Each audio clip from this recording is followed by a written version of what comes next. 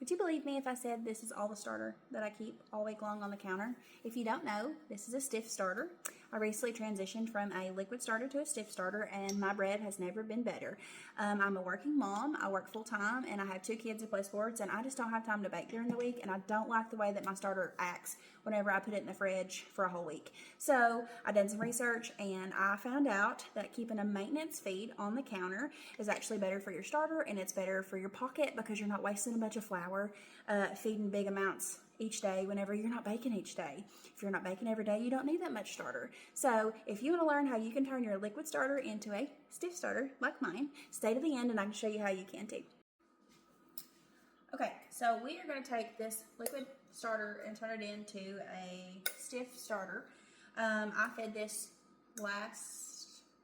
yesterday evening before I mixed my bread, so it's getting hungry, it's getting liquidy.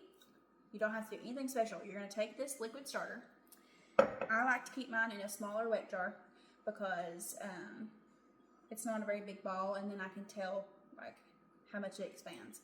So you're going to take a jar, you're going to put it on your scale, you're going to zero it out. You're going to take some starter, you're going to take 5 grams of your liquid starter, and you're going to put it in your smaller container. Believe it or not, it is harder to get 5 grams than what you think. Just kidding, I done it. Okay, so we've got 5 grams of starter. I'm going to zero that back out. I'm going to do 12 grams of water. I just have Great Value spring water.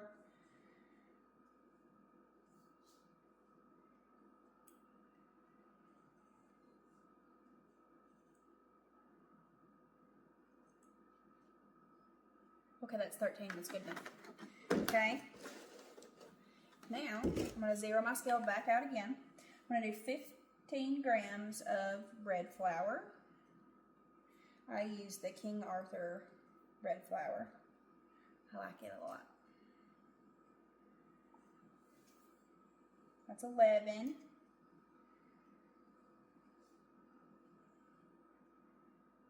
There's 15. Okay. Now I'm also going to put in 5 grams of King Arthur wheat flour. I like to keep wheat in my starter. I feel like it keeps it healthier. You can either zero it out and do 5, or you can just take it on up to 20. You don't spill it everywhere like I just did.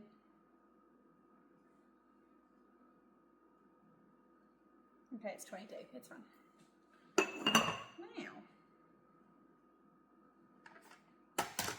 I'm just going to take, I use a little rubber spatula. I'm going to mix it all in together. Sometimes, and a lot of times, I just forgot because I guess I have stage fright. I mix my starter and the water together before I add the flour. I'll just make sure and mix it up really well. But see how it comes together like it's not liquid anymore? That's what you're looking for. You're going to mix that in there. I'm going to take my rings off.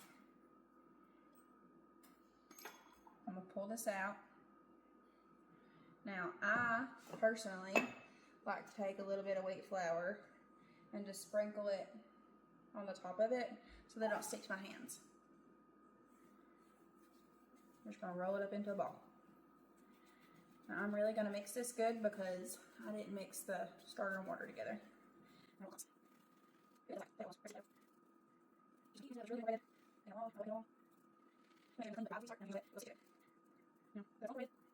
Just gonna, well, I'm a little OCD. I like to rinse this out so that there's not any remnants of it. I want a really clean jar.